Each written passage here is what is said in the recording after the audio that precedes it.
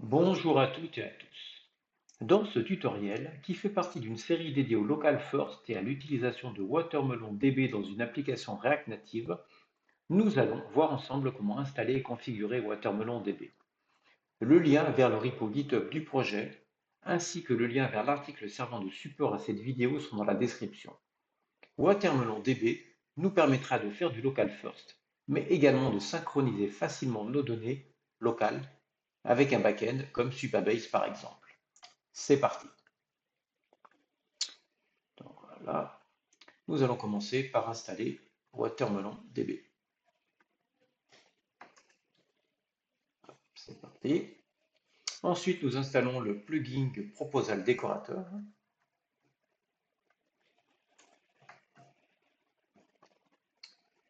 On installe ensuite la librairie Expo Build Properties qui va être nécessaire pour nos builds de développement.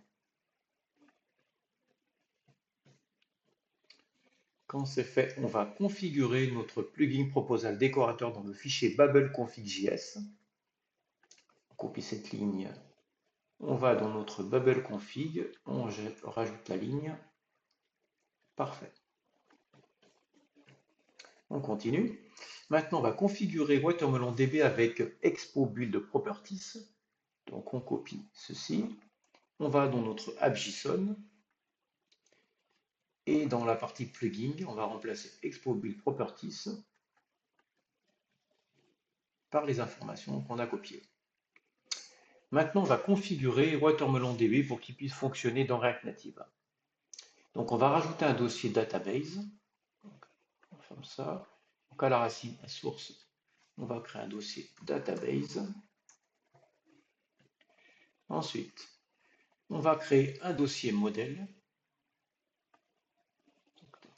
On va créer un dossier modèle qui va contenir nos schémas et nos fichiers de migration. Donc modèle, on va créer déjà notre schéma. Donc voilà, donc le schéma, on copie. Donc voilà. Alors qu'est-ce qu'un schéma dans Watermelon DB? Direction la documentation, setup et donc schéma. Donc c'est ce qui va contenir finalement la composition de notre base de données. Un exemple tout simple dans ce qu'ils ont mis. Nous pourrions avoir une table post qui contient donc un title, un subtitle, un body, un explained, avec donc le type de notre champ. Et pareil, il pourrait y avoir une deuxième table qui s'appelle comment, et donc avec les colonnes body et post ID. Voilà. C'est le fonctionnement du schéma dans Watermelon DB. Donc le schéma, c'est parfait. On continue. Ensuite, on va avoir le fichier qui va contenir nos migrations. Donc, pareil, dans modèle, un fichier migration.js.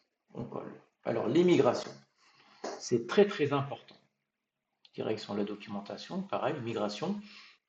Ah, voyez, toujours en production, toujours utiliser des migrations. Donc, quand vous faites du test en local, c'est pas très grave. Vous pouvez ne pas utiliser les migrations. Par contre, en production, c'est indispensable parce que dès que vous allez toucher à votre base de données, ce qui peut arriver, vous voulez rajouter un champ par exemple, vous avez une to-do list, vous avez oublié d'avoir le champ check et vous le rajoutez. Si vous n'avez pas de migration sur votre base de données, tous les données utilisateurs seront supprimées. Alors que si vous avez une migration, il y aura juste les fichiers qui vont être mis à jour, mais il n'y aura pas d'impact pour vos utilisateurs. Donc très important. D'ailleurs, dans nos prochaines vidéos, nous utiliserons systématiquement des migrations pour mettre à jour notre base de données. On continue. Et ensuite, on va voir la database en elle-même. On copie. On va donc racine database et on va faire un fichier database.js. On colle. Donc on va un petit peu décortiquer ce fichier. Alors, qu'est-ce qu'on a dedans? Donc on importe nos schémas. Donc forcément, on aura besoin de nos schémas. Ce qui veut dire qu'à la fin, quand on va exporter notre database, on va avoir, pardon, dans notre adapteur, on va utiliser nos schémas. C'est indispensable, sans ça, ça ne fonctionnera pas. On a besoin d'un schéma pour que notre base de données puisse fonctionner. Ensuite, on va avoir la possibilité d'utiliser nos fichiers de migration. Ce n'est pas obligatoire. Si vous mettez en commentaire, vous n'utilisez pas de migration. Ça peut être le cas, par exemple, si vous faites des tests en local. Nous, on utilisera de toute façon les migrations, donc on laisse la migration. Vous pouvez donner un nom à votre base de données. Oui, database name, on pourrait l'appeler to do. Si vous laissez commenter, donc il y aura le nom par défaut. Donc on va mettre un petit nom à notre base de données. Ensuite, assez important, vous avez JSI. Donc c'est complètement pris en charge sur iOS. Par contre, vous pouvez avoir des problèmes dans l'utilisation avec Android. Si vous avez des problèmes, vous décommentez ceci, ce qu'on va faire d'ailleurs, et vous mettez comme ça. Dans ces cas-là, vous n'avez plus de problème. Donc ça, c'est les principales choses à savoir sur Adapteur. Ensuite, quand vous allez exporter votre database, donc ici à la fin de votre fichier, donc vous récupérez l'adapteur qu'on a créé ici, et ensuite vous avez le modèle classe, c'est ce qui va utiliser justement tous les modèles qu'on va créer. Si on a de la documentation de Watermelon, les modèles, c'est ceci. En fait, vous allez créer un modèle qui va comporter finalement toutes les informations sur par exemple, sur vos postes, sur votre table poste. Il y aura toutes les informations.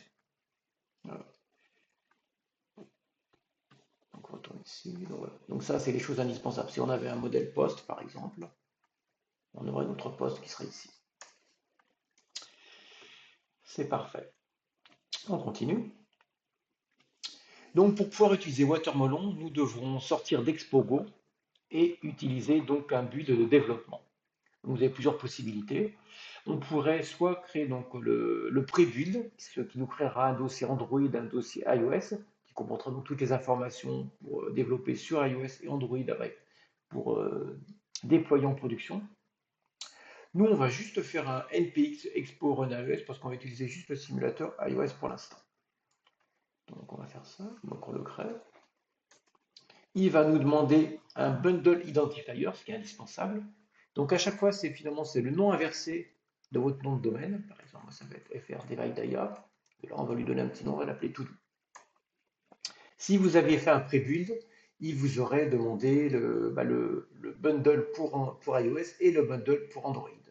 Vous pouvez bien entendu, si vous êtes par exemple sous Windows et que vous ne voulez pas développer sur iOS, faire uniquement le npx expo run Android.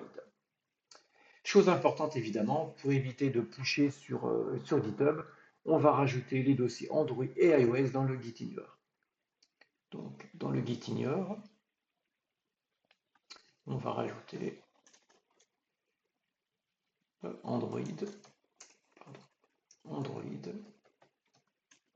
et iOS. Comme ça, ils ne vont pas être pushés. D'ailleurs, on voit bien, il est grisé. Ils ne vont pas être pushés sur GitHub. Voilà. Donc tout est prêt désormais pour pouvoir utiliser Watermelon DB dans notre application React Native. Merci d'avoir regardé ce tutoriel. N'hésitez pas à liker et à laisser un commentaire, je me ferai un plaisir d'y répondre. À bientôt et happy coding!